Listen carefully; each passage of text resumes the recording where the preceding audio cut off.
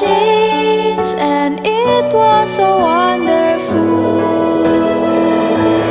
My life changed, there is no more anxious in me. I will enjoy my whole life, all because of the spirit of Christmas.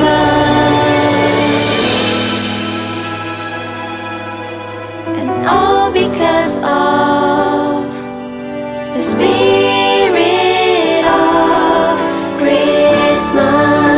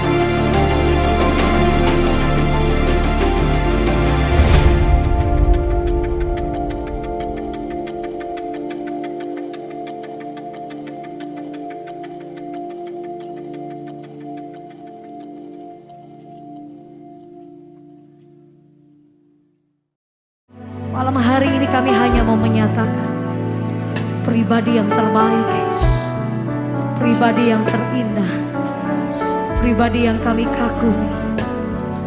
Only Jesus. There is no other name but the name of Jesus. Yes.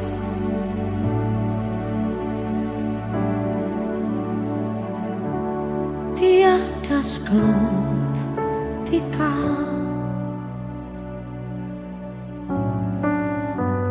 yang telah menjamah segenap hatiku. Tak seorang pun di dalam hidup ini seperti Kau. Katakan tiada, tiada seperti Kau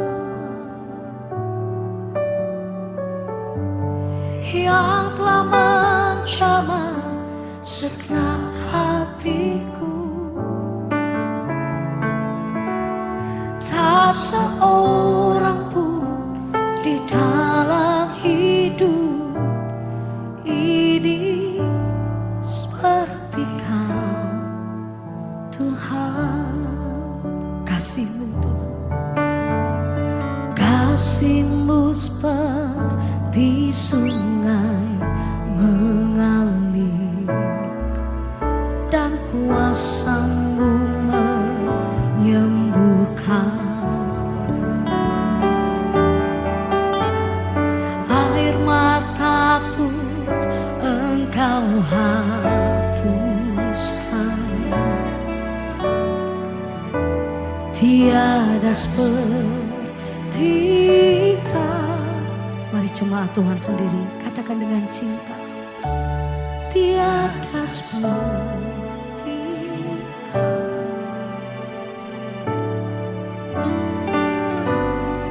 Yang telah menjamah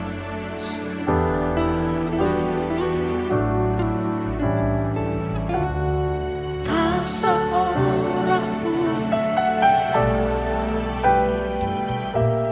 ini sungguh tiada, tiada seperti Kau. Yang telah menjamah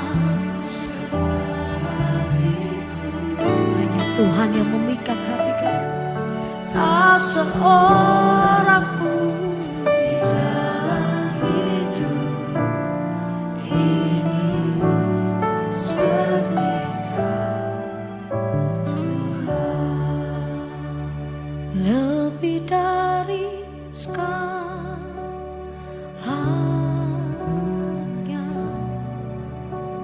ku ingin Kau Tuhan.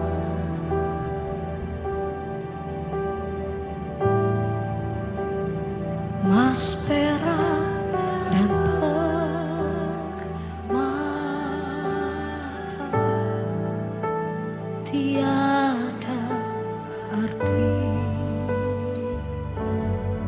Berapa banyak kau mendambakan Tuhan saat ini?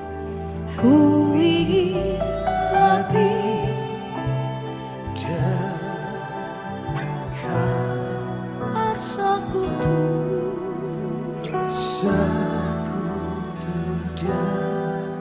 denganmu.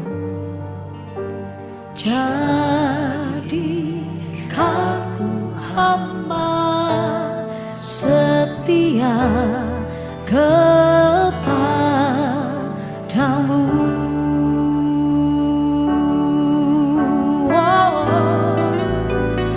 Lebih dari segalanya,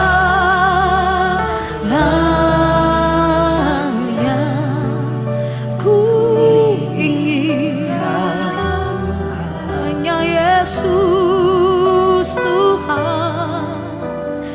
Emas, perak, dan permata,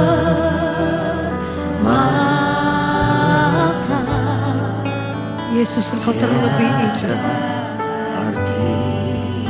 You're most beautiful, more than a silver and gold. Ku ingin lebih dekat, bersekutu denganmu. Jadikan kami ya Tuhan. Mari kita bangkit berdiri bersama saudara. Nyatakan kekagumanmu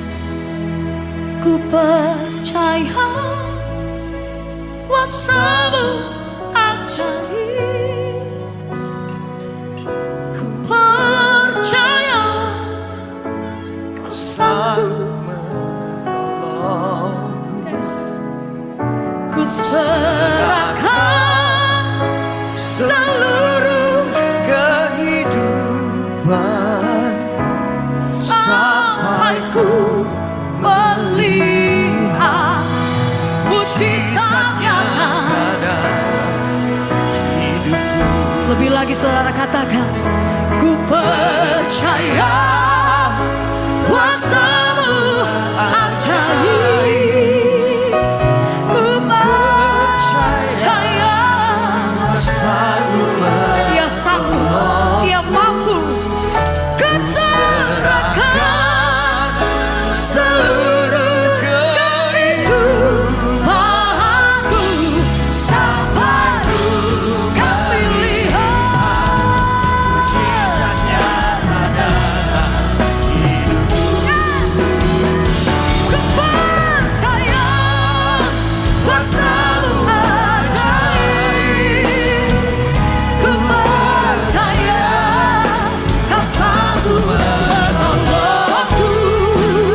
Ku serahkan seluruh kehidupanku sampai ku melihat mujizat nyata dalam hidupku. Sampai kami melihat, sampai ku melihat mujizat nyata dalam hidupku. Sampai ku melihat mujizat nyata dalam hidupku.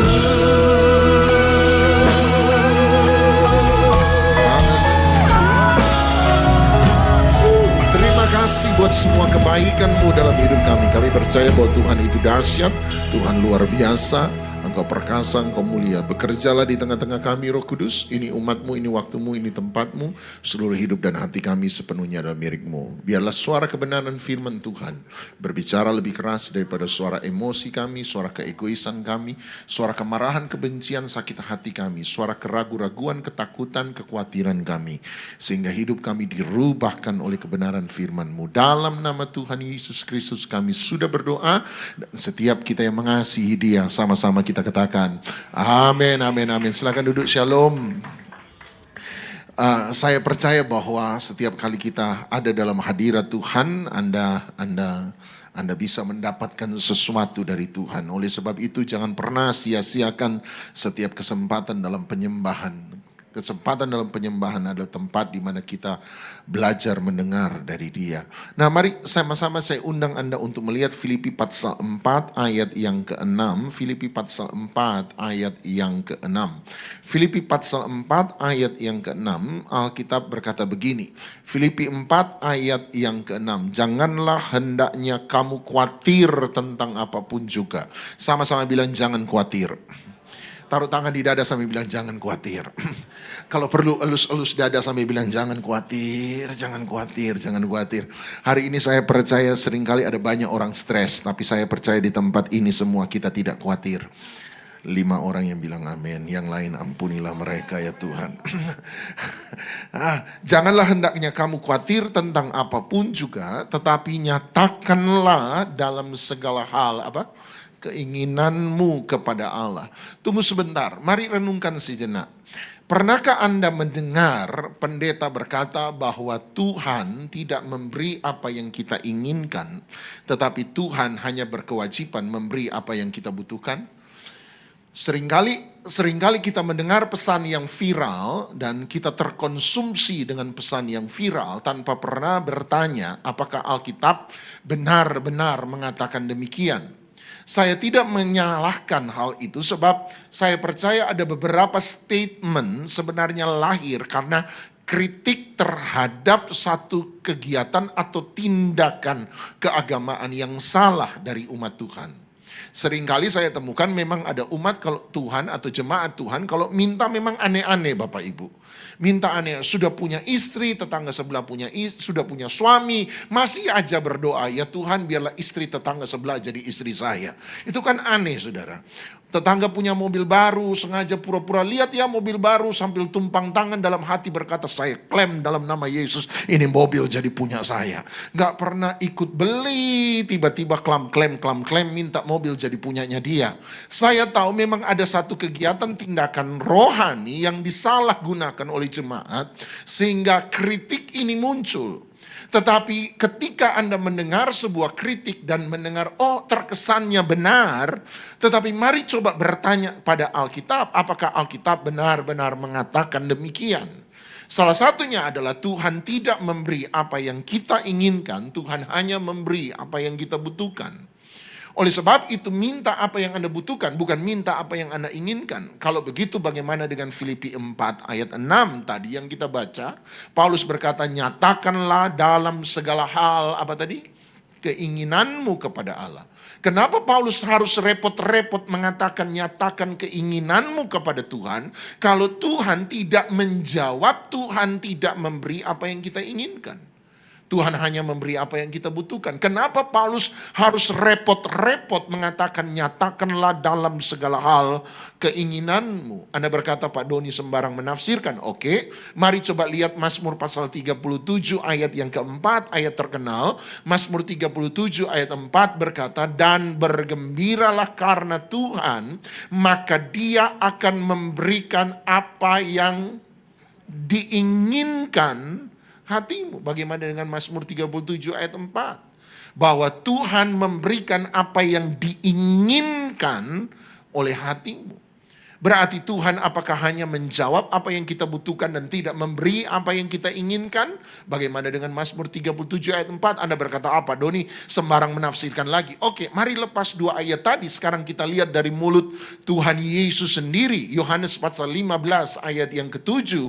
Dalam Yohanes 15 ayat ke-7, ayat terkenal, Tuhan Yesus berkata, apabila kamu tinggal dalam aku dan firmanku, tinggal dalam kamu, maka mintalah apa saja yang kamu inginkan, kehendaki, dan kamu akan menerimanya. Tuhan Yesus berkata, betul ada prasyarat, ada dua prekondisi yang harus dipenuhi. Nomor satu, kamu tinggal dalam aku. Nomor dua, firmanku tinggal dalam kamu. Kalau dua kondisi ini sudah kamu penuhi, maka mintalah apa saja yang kamu, Bapak Ibu? Apakah Tuhan hanya memberikan apa yang kita butuhkan dan tidak memberi apa yang kita inginkan? Bagaimana dengan Yohanes 15 ayat 7? Memang ada kondisi yang harus dipenuhi, ada syarat yang harus dipenuhi. Nomor satu, tinggal di dalam Tuhan. Nomor dua, firman-Nya tinggal dalam kita. Apa makna dari kita tinggal dalam Tuhan? Ini tafsiran saya. Anda setuju, puji Tuhan. Anda tidak setuju, tetap bersaudara dalam Tuhan Yesus Kristus. Saya percaya arti kita tinggal dalam Yesus berarti kehendak kita disinkronkan, disamakan dengan kehendak Tuhan. Sama-sama bilang kehendak Tuhan. Apa yang Tuhan mau, kita mau. Apa yang menyenangkan Tuhan, menyenangkan kita. Apa yang membuat Tuhan marah, membuat kita marah. Apa yang membuat Tuhan jijik, membuat saya jijik. Apa yang membuat Tuhan tersenyum, membuat saya tersenyum.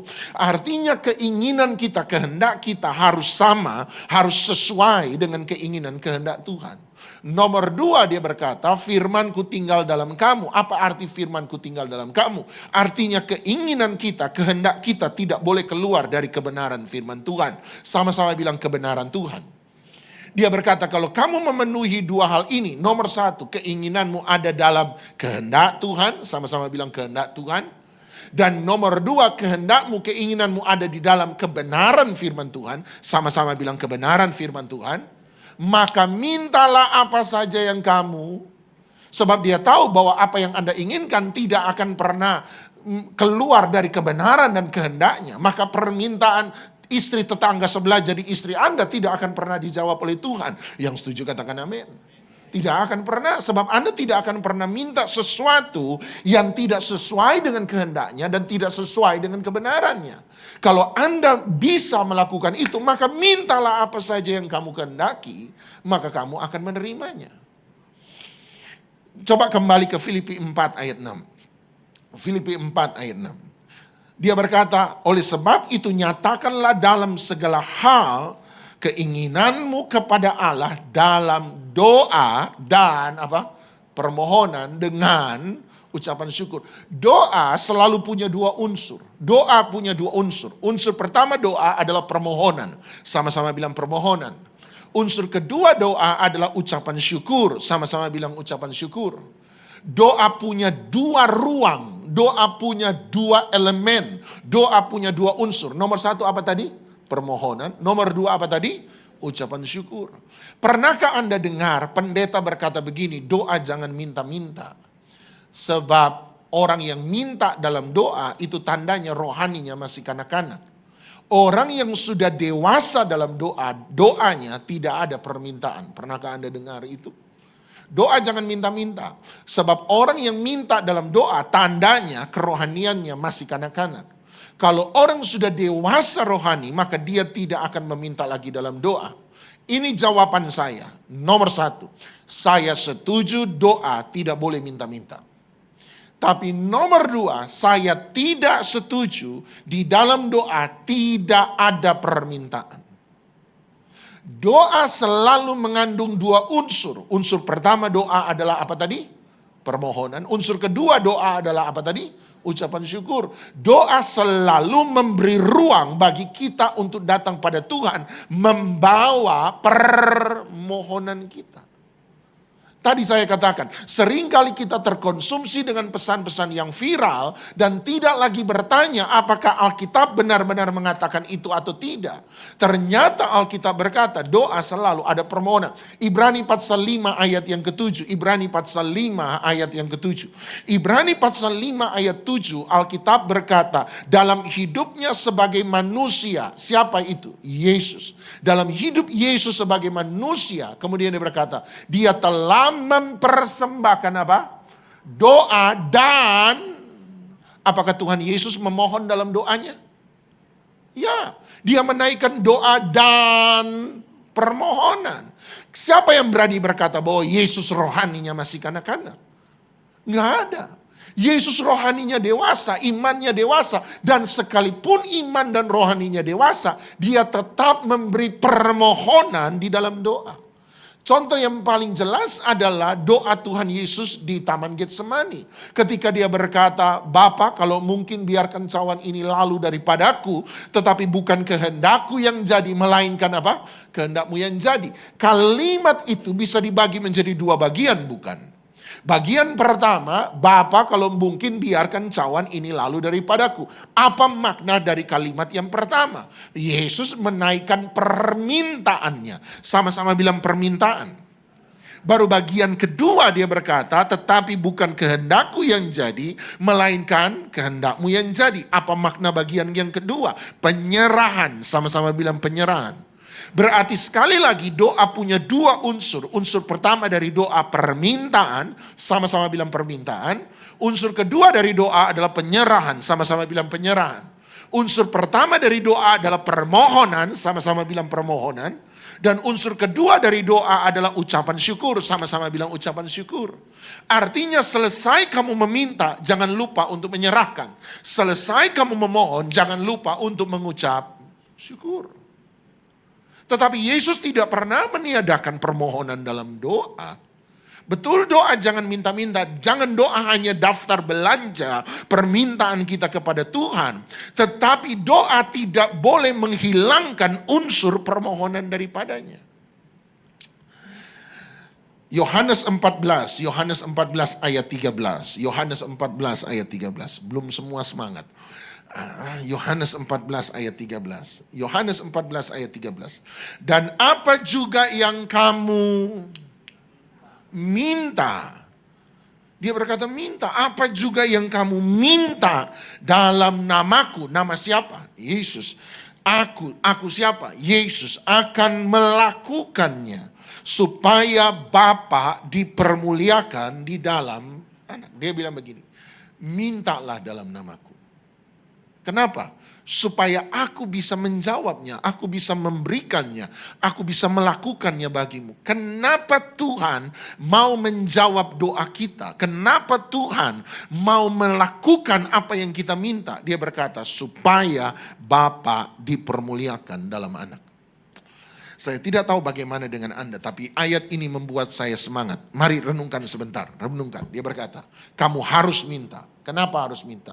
Supaya aku bisa menjawab permintaanmu. Kenapa Tuhan mau menjawab permintaan kita? Supaya kita kaya, supaya kita sukses, supaya kita berhasil, supaya kita terlihat rohani? Tidak. Dia berkata, lewat jawaban doamu, maka Bapa akan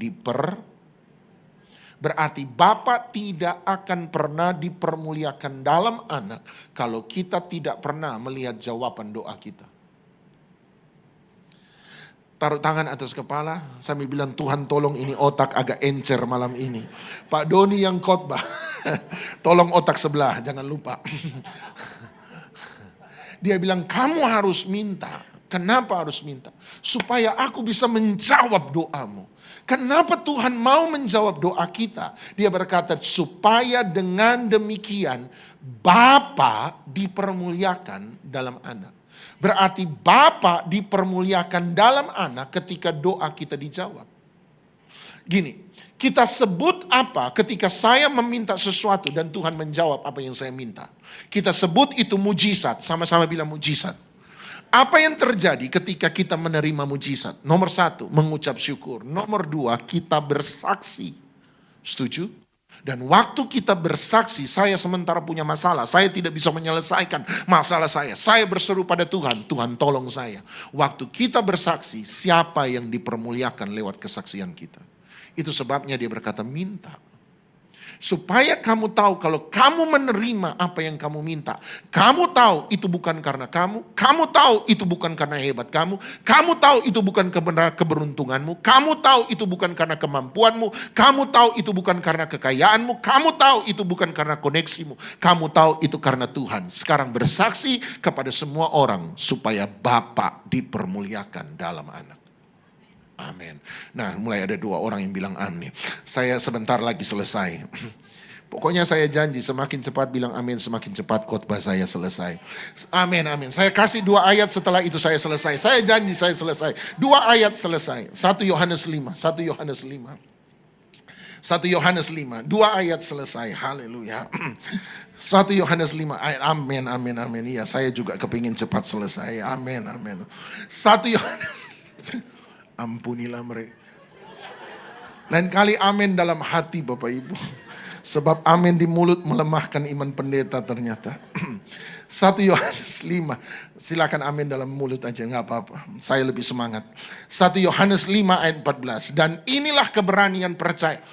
Percaya Anda baru disebut berani jikalau kita kepadanya, yaitu bahwa dia mengabulkan doa kita jikalau kita meminta sesuatu kepadanya menurut kehendaknya.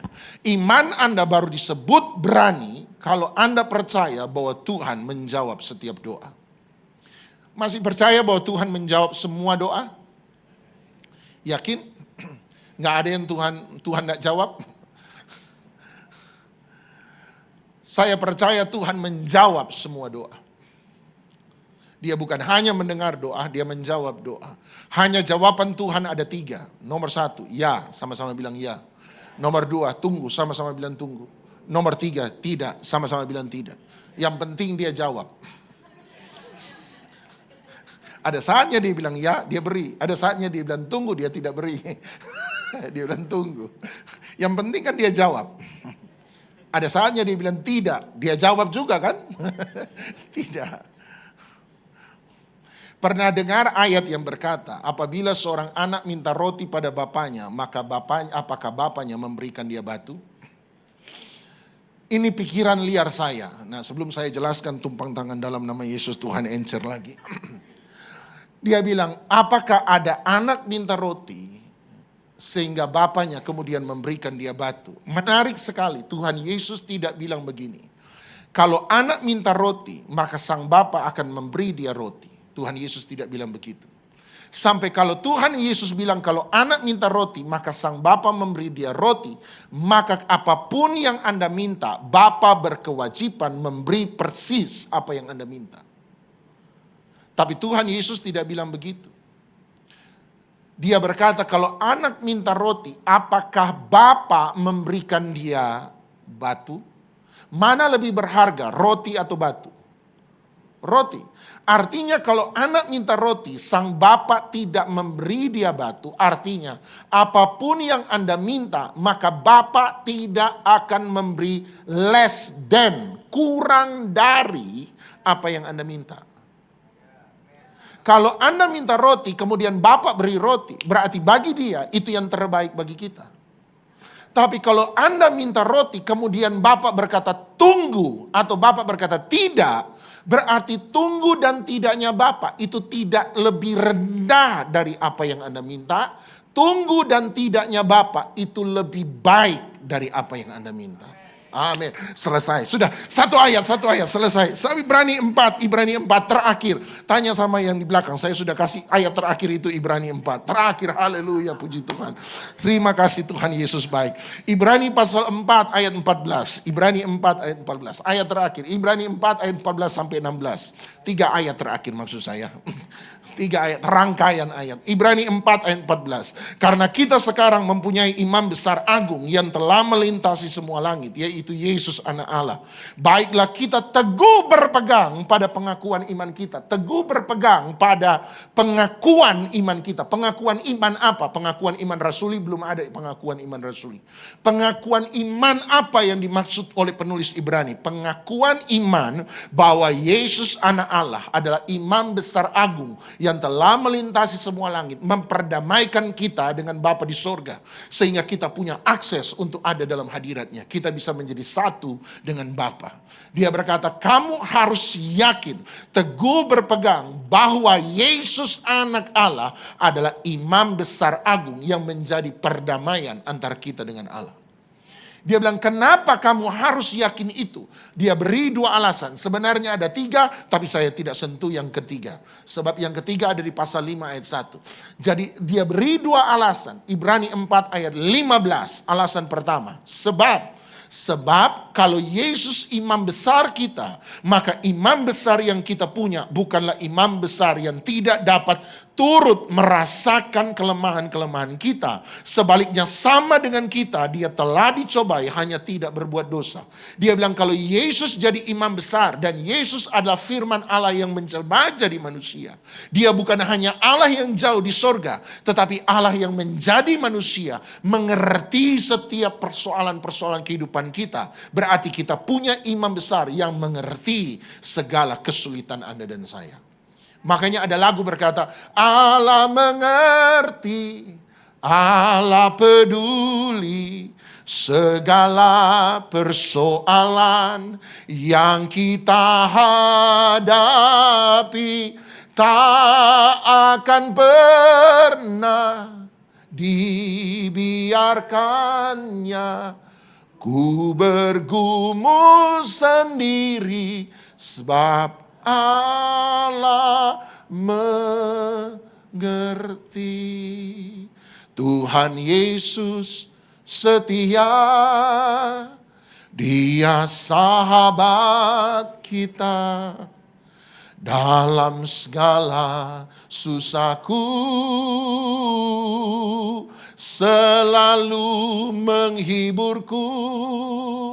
Dia mengerti bahasa tetesan air mata waktu badai mengamuk dan gelombang menerjang. Tuhan Yesus setia. Lagu Tuhan Yesus setia ditulis oleh satu orang yang saya bisa dengan bangga sebut sebagai salah satu mentor saya tidak langsung, Bapak Pendeta almarhum J.E. Awandatu. Seingat saya dia ciptakan lagu ini karena ada satu pengalaman, kalau saya tidak salah, ada satu pengalaman di mana dia kehilangan kematian anak sulungnya, anak pertamanya. Waktu itu masih baby, jadi masih bulan atau mungkin tahun yang pasti masih kecil. Jadi meninggal pada waktu masih kecil. Waktu itu anak sulungnya adalah anak satu-satunya. Dan dia berkata, waktu saya kehilangan anak sulung, saya tidak lagi bisa meneteskan air mata. Saking marahnya, saking kecewanya dia dengan Tuhan. Dia tidak bisa meneteskan air mata. Dia berkata, waktu dia alami itu, sekian bulan ke depan, Dari jam 7 pagi sampai jam 5 sore dia datang di kubur anaknya. Jam 7 pagi sampai jam 5 sore dia pulang, besok dia datang lagi jam 7 pagi sampai jam 5 sore dikubur, baru dia pulang. Dia tinggalkan semua aktivitas kegiatan pelayanannya, dia tinggalkan segala-galanya. Dia berkata, sebab saya sudah tidak mau jadi pendeta, saya tidak mau melayani Tuhan, saya tidak mau jadi Kristen-Kristenan, gereja-gerejaan, Tuhan-Tuhanan, sudah tidak mau. Ngapain Pak dari jam 7 pagi sampai jam 5 sore di sana? Duduk mandangi batu nisan anaknya. Waktu Tuhan pulihkan dia, dia berkata, dia nangis bagaikan anak kecil. Dan hari itu dia tahu, walaupun dia tidak lagi bisa meneteskan air mata setelah sekian bulan ke depan, hatinya yang menjerit di dalam, Tuhan tahu. Dan dia berkata, sebab Tuhan mengerti bahasa tetesan air mata. Salah satu kalimatnya yang saya ingat, dia berkata begini mengenai kematian anaknya. Dia berkata, kalau Anda tanya pada saya, apakah saya pernah kecewa dengan Tuhan? Dia berkata, ya, saya pernah kecewa dengan Tuhan. Merujuk pada kematian anak sulungnya. Tetapi dia berkata begini, tetapi saya temukan satu hal, bahwa ketika saya kecewa dengan Tuhan, saya temukan bahwa Tuhan tidak pernah mengecewakan saya. Dia bilang waktu saya alami, saya kecewa dengan Tuhan. Sampai sekian tahun ke depan, waktu saya menoleh ke belakang, saya temukan Tuhan tidak pernah mengecewakan saya. Itu sebabnya dari statement itu lahir lagu berikutnya, Indah Rencanamu Tuhan. Dan kalau Anda baca baik-baik liriknya, dia berkata, dulu waktu dialami, ku tak tahu. Berat ku rasakan, lemah tak berdaya, hati menderita.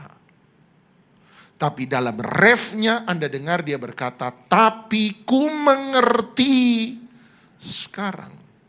Waktu aku jalan ke depan, aku menoleh ke belakang. Sekarang baru aku mengerti bahwa indah rencanamu Tuhan. Kita punya Tuhan yang mengerti setiap tetesan air mata. Ayat 16, alasan yang kedua yang terakhir. Dia berkata, sebab itu marilah kita dengan penuh keberanian. Menghampiri tahta kasih karunia. Untuk apa kita menghampiri tahta kasih karunia?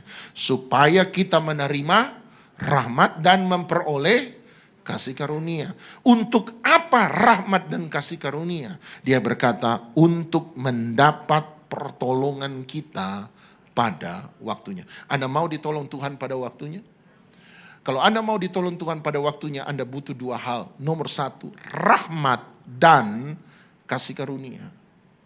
Sebab Ibrani 4 ayat 16 berkata, kamu harus menghampiri tahta kasih karunia. Kenapa? Supaya kamu menerima rahmat dan menemukan kasih karunia. Kenapa saya perlu rahmat dan kasih karunia? Dia berkata, supaya kita menerima pertolongan kita pada waktunya. Jadi Anda mau ditolong Tuhan pada waktunya, Anda butuh dua hal. Apa itu? Rahmat dan kasih karunia. Di mana saya bisa mendapat rahmat dan kasih karunia? Di tahta kasih karunia. Oleh sebab itu Anda datang ke tahta kasih karunia. Untuk apa? Menerima rahmat dan kasih karunia. Untuk apa rahmat dan kasih karunia? Supaya kita menerima pertolongan pada waktunya. Jadi kalau mau ditolong pada waktunya, Anda harus punya rahmat dan kasih karunia. Tuhan tolong nyotan, Tuhan tolong. Anda harus punya rahmat dan kasih karunia. Dari mana Anda mendapat rahmat dan kasih karunia? Tahta kasih karunia. Jadi ada banyak orang yang seharusnya sudah waktunya ditolong, tetapi tidak menerima pertolongan. Kenapa? Sebab tidak punya rahmat dan kasih karunia. Sebab untuk ditolong pada waktunya, Anda butuh rahmat dan kasih karunia. Dari mana saya bisa dapat rahmat kasih karunia? Datang ke tahta kasih karunia.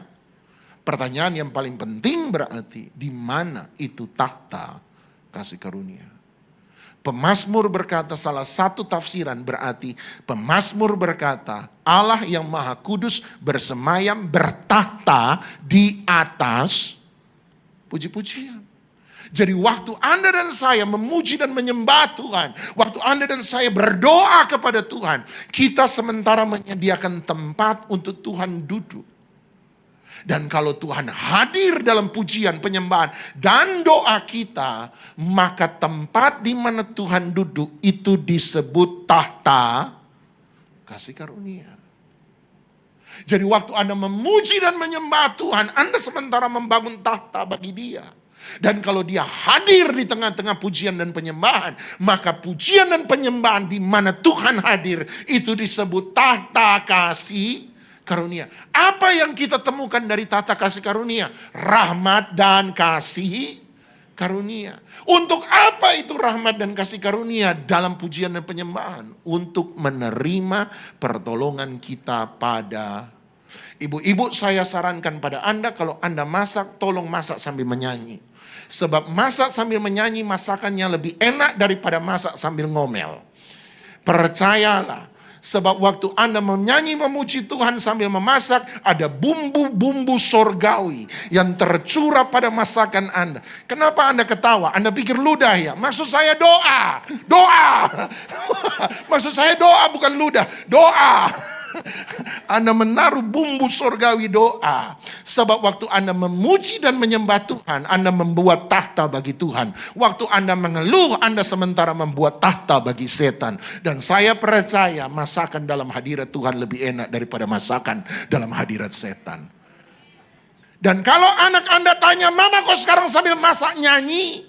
Jawab sama dia, sebab mama lagi menunggu pertolongan Tuhan pada waktunya. Haleluya.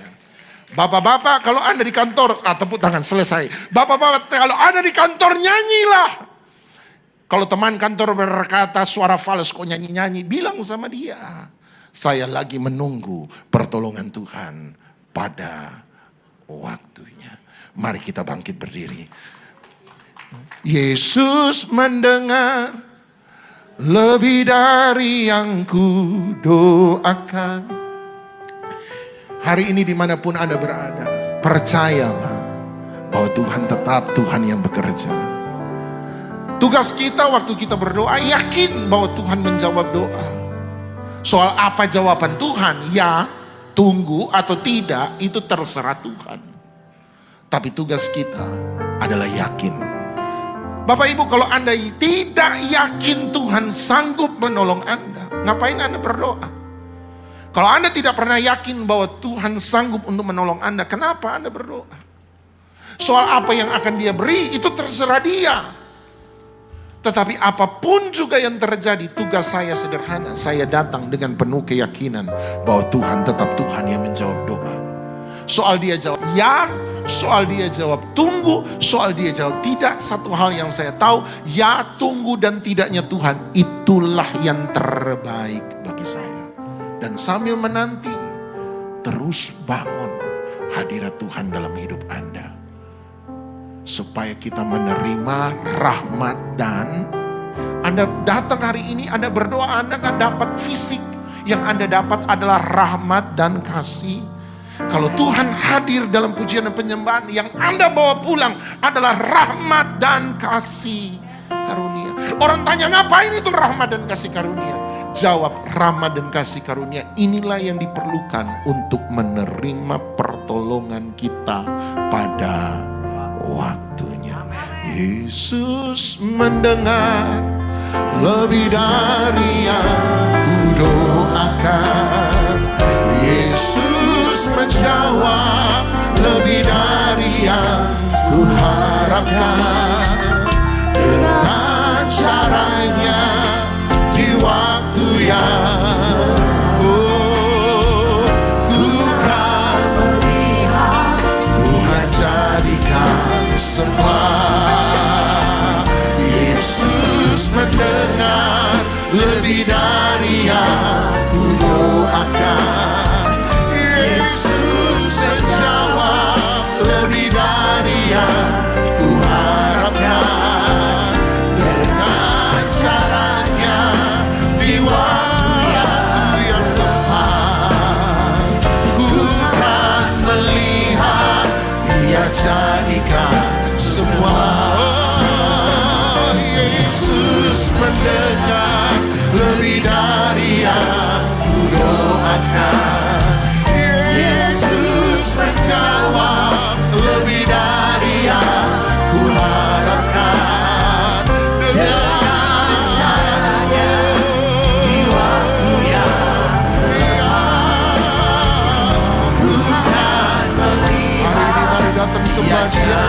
Ada hadirat bagi dia.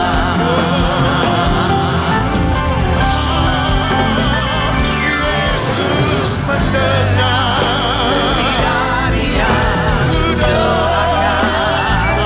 Yesus menjawab lebih dari yang ku harapkan. Dengan caranya di waktu yang tepat, ku kan melihat. Mari kita pakai waktu sebentar sembah Dia. Syada bayara bayara. Terima kasih Engkau dahsyat, Engkau dahsyat, Engkau dahsyat. Tuhan, terima kasih, kuatkan iman umatmu sekali lagi. Ya Rabba, ya Rabba, ya Rabba, sededede. Engkau baik, Engkau baik. Syada bayara bayara. Terima kasih.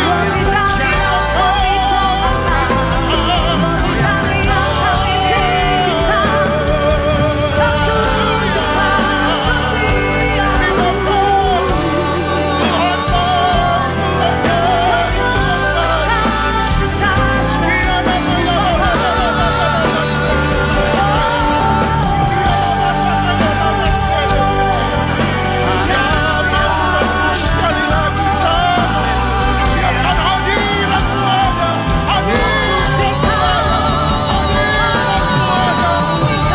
Biarkan hadirat-Mu ada. Dan setiap pujian menyembah kami hadirat. Ya Rabba, ya Rabba, ya Rabba.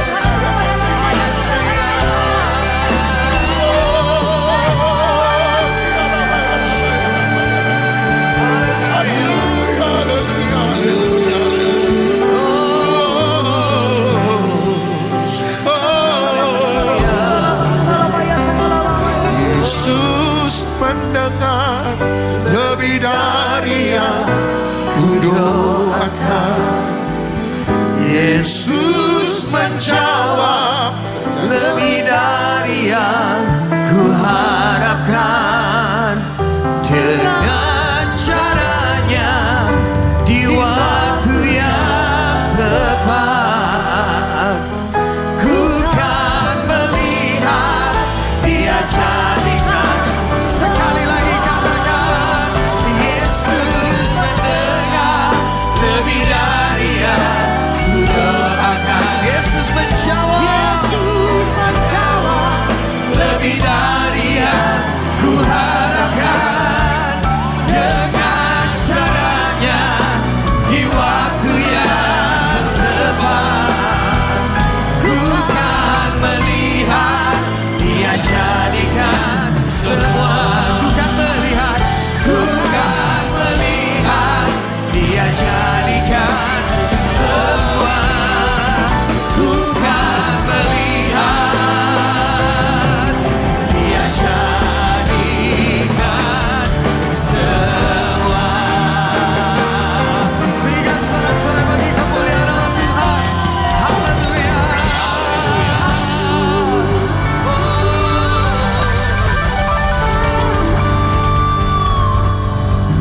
Kami mau berdoa untuk gereja-gereja yang ada di seluruh dunia. Bagi para hamba Tuhan sampai kepada semua jemaatnya. Kiranya Tuhan memberkati mereka semua, supaya mereka menjadi berkat dan berdampak. Sehingga gereja di seluruh dunia dipenuhi oleh jemaat yang mencari Tuhan dengan tulus dan takut akan Tuhan. Demikian juga untuk gereja di mana kami Engkau percayakan untuk mengembalakannya, yaitu gereja Blessing in the Spirit. Kami mau berdoa untuk setiap persembahan dari jemaat-Mu. Kiranya Tuhan Kau menerimanya dan membalasnya. Biarlah persembahan ini berkenan kepada Tuhan, sebagaimana persembahan Habel. Tuhan Kau memberikan kemurahan-Mu, balaslah kebaikan dan kerelaan hati jemaat. Jaga dan lindungi mereka, serta peliharalah mereka beserta keluarga, pekerjaan, studi, dan kesehatannya. Mari dekapkan kedua tangan di dada. Firman Tuhan katakan, jagalah hatimu dengan segala kewaspadaan, karena dari situlah terpancar kehidupan. Jadilah berkat dan terimalah berkat, rahmat, anugerah dari Allah Bapa di surga. Di dalam Putra Tunggalnya Yesus Kristus yang telah mati bagi dosa-dosa kita, dan Dia bangkit pada hari ketiga, sehingga kita sembah Tuhan Allah yang hidup. Iman kita bukan kepada Tuhan yang mati, dan di dalam persekutuan dengan Roh-Nya yang kudus yang akan menyertai kita dari sekarang sampai selama-lamanya.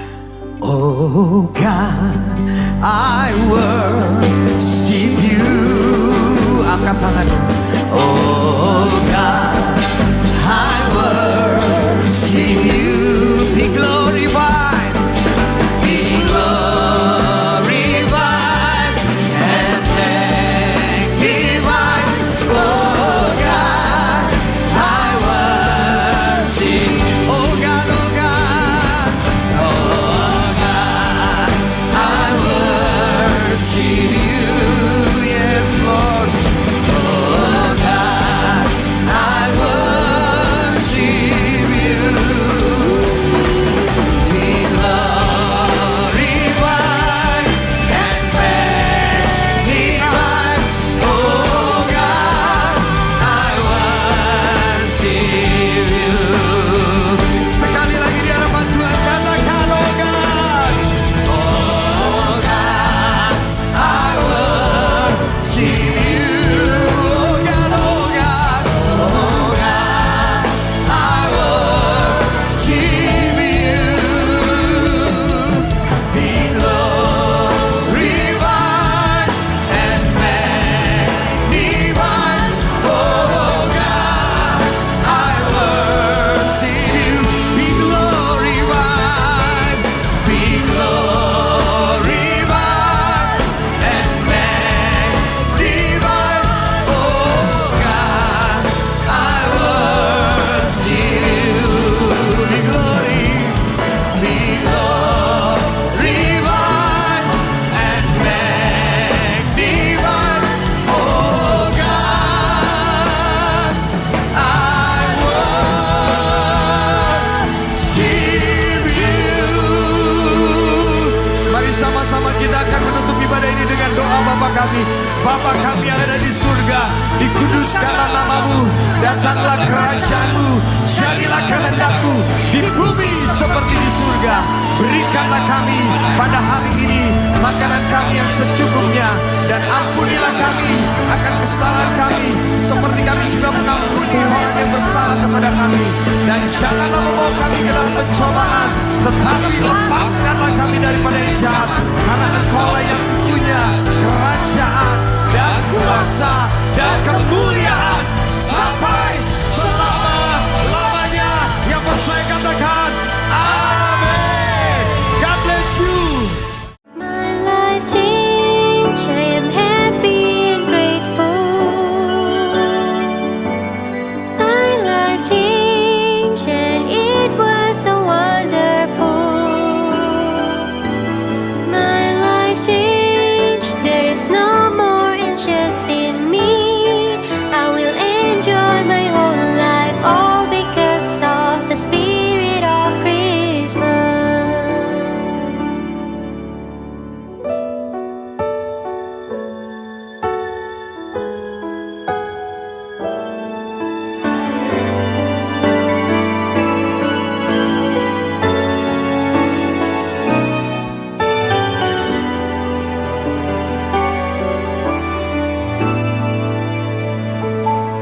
My life changed, I am happy and grateful. My life changed and it was so wonderful. My life changed, there is no more anxious in me. I will enjoy my whole life, all because of the spirit of Christmas.